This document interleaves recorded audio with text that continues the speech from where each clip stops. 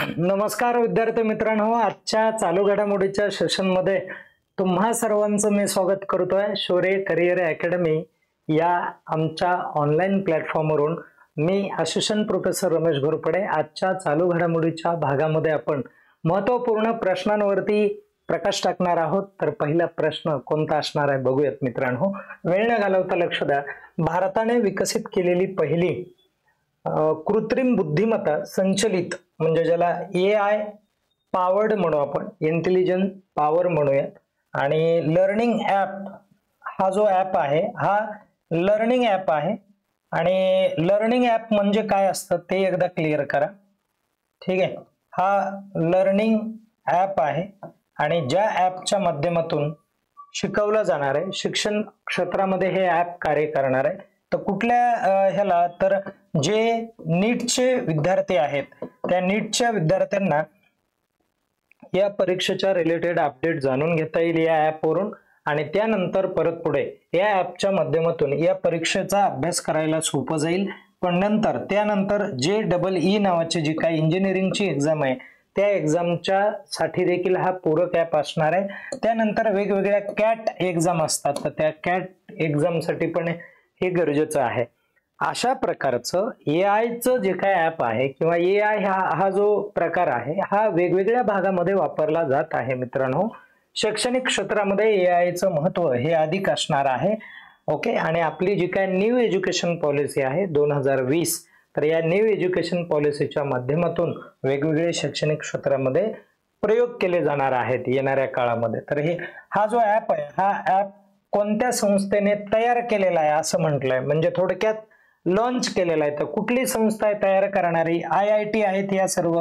पण IIT कुठली? तर IIT ही पलकड नावाचं IIT आहे. बघा काय आहे, पलकड.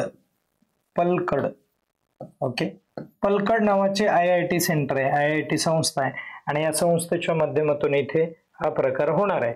आता त्यानंतर पुढे आपण बघूयात 2025 मध्ये SCO ज्याला शांघाय कोऑपरेशन ऑर्गनायझेशन असं म्हटलं जाणार आहे आणि 25वे सर्वश्रीचे शिखर संमेलन किंवा या संस्थेचं शिखर संमेलन कोणत्या देशामध्ये आयोजित केलं जाणार आहे ते सांगायचं आहे.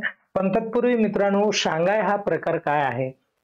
तर शांघाय कोऑपरेशन ऑर्गनायझेशन ही जी आहे ती 2001 मध्ये स्थापन झालेली संस्था होती आणि जी चीन मध्ये स्थापन झाली, बीजिंग या ठिकाणी.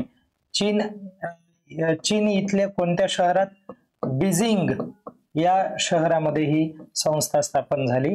आणि ही जी संस्था आहे या संस्थेमध्ये चीन हा अग्रेसर असलेला देश आहे. आपणही या संस्थेचे सदस्य आहोत आणि या संस्थेच्या माध्यमातून जागतिक लेवलला चायनाचा असा मोटिव्ह आहे की आम्ही काय करत आहोत या संस्थेच्या माध्यमातून, तर वेगवेगळ्या स्वरूपाचे जे काय सुरक्षेच्या संदर्भामधले प्रश्न असतील किंवा दहशतवाद असेल, त्यानंतर इतर कुठल्या आर्थिक स्वरूपाच्या अडचणी असतील, अशा सगळ्या क्षेत्रामध्ये आम्ही जे काय प्रादेशिक सहकार्य आहे हे सहकार्य वाढवण्याचा प्रयत्न करत आहोत. यामध्ये सदस्य म्हणून आपण पण आहोत. पाकिस्तान आहे, भूटान आहे, कझाकिस्तान आहे, नंतर ताजिकिस्तान आहे, तुर्किस्तान आहे. हे असे वेगवेगळे जे काय देश आहेत हे देश या संस्थेचे काय आहे सदस्य राष्ट्र असलेले तुम्हाला दिसून येतील.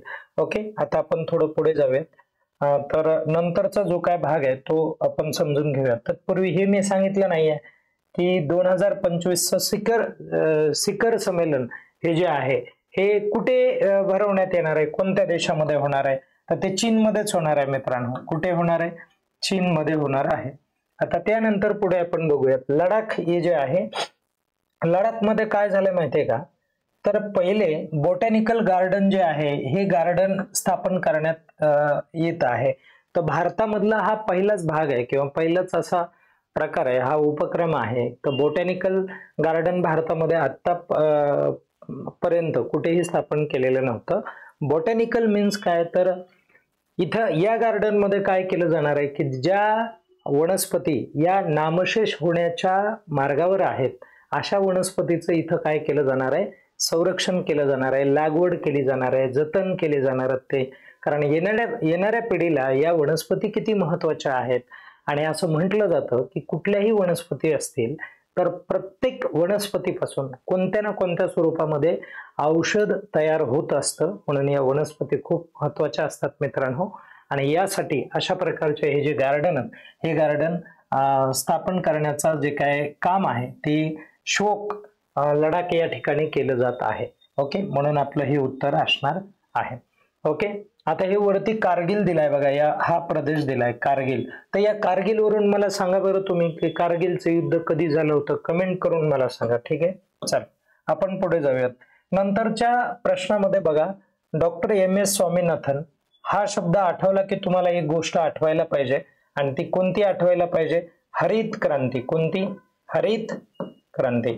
हरित क्रांती म्हणजे ज्याला ग्रीन रिव्होल्यूशन असं आपण म्हणतो, आणि या हरित क्रांतीचे जनक समजल्या जातात. जनक काय समजल्या जातात? ते जनक.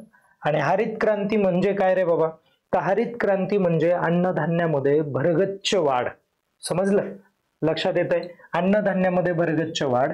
मग ही जी हरित क्रांती आहे, ही हरित क्रांती कधी झाली ती मला कमेंट करून सांगा बरं. ओके, आता त्यानंतर आपण पुढे जाऊयात. हरित क्रांती जर आता हा जर मुद्दा आलाय तर मला तुम्ही हरित क्रांतीचे जनक तर माहिती आहेत तुम्हाला, मग ती कधी झाली ती मला सांगा. हरित क्रांती हा एक मुद्दा सांगा, आणि त्यानंतर तुम्ही मला ही एक सांगा की श्वेत क्रांती कधी झाली आणि तिचे प्रवर्तक कोण, जनक कोण? श्वेत क्रांती. ठीक आहे, आणि नील क्रांती कधी झाली ती एक सांगा. नील क्रांती किंवा नील क्रांती ही कशाच्या संदर्भात आहे ती पण तुम्ही सांगू शकता. ओके, आणि भारत हा माशाच्या उत्पादनामध्ये कितव्या क्रमांकाचा राष्ट्र आहे ते पण मला तुम्ही कमेंट करून सांगा. ठीक आहे, चला. तर आता हा जो MS स्वामीनाथन पुरस्कार आहे तो 2025 मध्ये म्हणजे प्रथम कोणाला प्रदान करण्यात आला? तर ते करण्यात आलं बघा, प्रोफेसर किंवा ज्यांना आपण प्राध्यापक म्हणूयात, प्राध्यापक येडलेला हे आहेत, आणि यांना तो प्रदान करण्यात आला मित्रांनो हा पुरस्कार यांना फूड अँड पीस या दोन घटकामध्ये देण्यात आलेला आहे. आणि हा जो पुरस्कार आहे मुळात देण्याचा जो काय उद्देश असतो तो काय आहे तर बाबा की शेती जी आहे की मोर कॉन्ट्रीब्युशन इन ऍग्रिकल्चर सेक्टर, बरोबर आहे की नाही? शेती कृषी क्षेत्रामध्ये आपण किती योगदान देतो त्या योगदानाच्या संदर्भामध्ये हा जो पुरस्कार आहे हा पुरस्कार दिला जात असतो मित्रांनो. त्यानंतर पुढचा मुद्दा आपण बघूयात. जगातील सर्वात उच्च क्रमांकावर असलेले AI शहर किंवा जगातील पहिल्या क्रमांकावर असलेलं शहर, जगातील नाही, जगातील नाही, भारतातील सर्वात उच्च क्रमांकावर असलेलं जे काय शहर आहे, उच्च क्रमांक म्हणजे पहिल्या क्रमांकावर असलेलं AI शहर, AI या सेक्टरमध्ये अग्रेसर असलेलं जे काय शहर आहे ते कोणतं आहे तर बँगलोर आहे. बँगलोर हे टेक्नॉलॉजीच्या दृष्टीने थोडस योग्य पण ते शहर आहे आणि खूप प्रगती आहे. आणि द कॅपिटल ऑफ कर्नाटक सर्वांना माहिती आहे ती कुणाची कॅपिटल आहे? कर्नाटकची कॅपिटल आहे. ओके, त्यानंतर पुढे बघा मित्रांनो, आता आपण समजून घेऊयात की जर आता इथे बेंगलोर जे काय आहे बँगलोर, ठीक आहे, बेंगलुरू असंही तुम्ही म्हणू शकता, हे भारतामध्ये पहिल्या क्रमांकावर आहे. कितव्या क्रमांकावर आहे? तर जगामध्ये कितव्या क्रमांकावर आहे? तर जगामध्ये 26व्या क्रमांकावर. कितव्या क्रमांकावर आहे बेंगलोर हे जे शहर आहे, किंवा भारत म्हणलं तरी चालेल. कितव्या क्रमांकावर आहे तर 26व्या क्रमांकावर ते आहे, लक्षात घ्या. आणि पहिल्या क्रमांकावर सिंगापूर येणार आहे. कोणतं येणार आहे? सिंगापूर येणार आहे. ओके, लक्षात आलं सर्वांना? असा हा प्रकार आहे. आपण थोडं पुढे जाऊयात. नंतरचा प्रश्न बघा, कोणत्या ठिकाणी हात रिक्षा चालवणे मानवी हक्कांचा भंग मानला आहे किंवा भंग करणारा आहे? हात रिक्षा असतो बघा, वेगवेगळे पर्यटन स्थळ जे आहेत तिथे हात रिक्षा नावाचा प्रकार असतो. तर काय केलं माहितीये का, सुप्रीम कोर्टाने एक निर्णय दिलाय. हा खूप महत्वाचा निर्णय आहे, लक्ष द्या. सुप्रीम कोर्टाने आत्ताच एक निर्णय दिलाय की तुम्ही काय करा की माथेरान नावाचं ठिकाण आहे बघा, हे माथेरान नावाचं ठिकाण आहे. तर या ठिकाणी तुम्ही काय करा तर हात रिक्षा जे चालवत होते ते हात रिक्षा आता चालवू नका. त्याचा प्रकार सांगतो काय आहे, तर त्याचं मुळात कारण काय आहे. तर सुप्रीम कोर्टाचं असं जजमेंट होतं की ज्या वेळेस हे हात रिक्षा म्हणजे रिक्षाच्या माध्यमातून पर्यटकांना घेऊन जातात, तर सर्वात महत्वाचं काय आहे जो हात रिक्षा चालवायला आहे, या हात रिक्षा चालवणाऱ्याचे जे काय मूलभूत हक्क स्वाभिमान आहे, तो स्वाभिमान कुठेतरी थोडक्यात म्हणजे घाण ठेवल्यासारखं होत आहे. बरोबर आहे की नाही? असं होत आहे किंवा या स्वाभिमानाला कुठेतरी तडा जातोय. म्हणून एक गोष्ट अशी लक्षात घेतली की तुम्ही काय करा, तर हात रिक्षा आता चालवणं बंद केलं जाणार आहे. हात रिक्षा ठेवू नका, तर डायरेक्ट इथे काय ठेवलं पाहिजे, तर इथे ई रिक्षा चालवला पाहिजे. कोणता रिक्षा? ई रिक्षा हा सुरू करा असं कोर्टाने म्हटलंय. आणि कोर्ट असं पण म्हटलं होतं की या हात रिक्षामुळे काय होत आहे, तर संबंधित जे काय पर्यटक आहेत त्यांचा जीव पण धोक्यात जाऊ शकतो. म्हणून असा हा प्रकार किंवा हा निर्णय इथं घेताना दिसून येतोय. आदरणीय जे काय आपले सरन्यायाधीश आहेत, गवळी साहेब जे आहेत, त्यांच्या माध्यमातून हा प्रकार हा निर्णय देण्यात आलेला होता. आणि जागतिक सिंह दिवस हा जो आहे, हा दिवस कोणत्या दिवशी साजरा केला जातो मित्रांनो, तर हा जो दिवस आहे हा दिवस 10 ऑगस्टला साजरा केला जातो. ठीक आहे, म्हणजे कालच तो जो दिवस आहे तो साजरा केला जात होता. आणि सिंह दिवस का बरं साजरा केला जातो, तर सिंहाचं जे काय महत्व, ते महत्व लक्षात यावं आणि हा जो प्राणी आहे याचं संरक्षण करता यावं, संरक्षण झालं पाहिजे. बरोबर आहे की नाही? आणि यांचे जे काय हे आहेत, म्हणजे जिथं रहिवास आहे ते ठिकाणं चांगले झाले पाहिजेत. या सगळ्या गोष्टीवरती इथे कुठेतरी भर देताना तुमच्या लक्षात येईल. सिंहाची संख्या जागतिक लेवलवरती कमी होता कामा नये, यासाठी अशा प्रकारचे हे जे दिवस आहेत हे दिवस साजरे केले जात असतात.